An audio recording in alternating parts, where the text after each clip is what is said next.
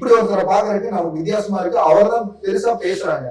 So அகோரினா யாரு? அவரோட உண்மை தன்மை தானே. அவர்னா கலையரசனோட உண்மை தன்மைனா அகோரினா யாருன்னு சொல்லி பொதுவா அகோரி, அப்போ சித்தர்கள், பெரிய நாணம் சம்பந்தப்பட்டவங்க, இவங்க எல்லாருமே குடும்ப வாழ்க்கையை விட்டு வெளியில வந்து செய்யக்கூடிய விஷயம் தான்.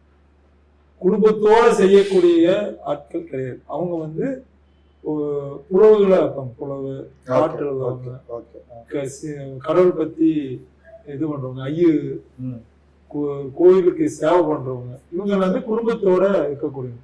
இவங்கெல்லாம் முற்றும் தோன்றாதான் இந்த அடையுமே அடைய முடியும். இந்த நீங்க சொல்றீங்க அகோரின்னு போனாலே எல்லாரும் இறக்கணும், எல்லாம் துவக்கணும். இவங்க சொன்ன அந்த இடங்களுக்கு காசிக்கு போய் கூட்டிட்டு போய் எங்க நீ முதல் கத்துக்கிட்ட, உன் குருநாதர் யாரு கேளு. யாரு காசிக்கு நான் செலவு பண்றேன்,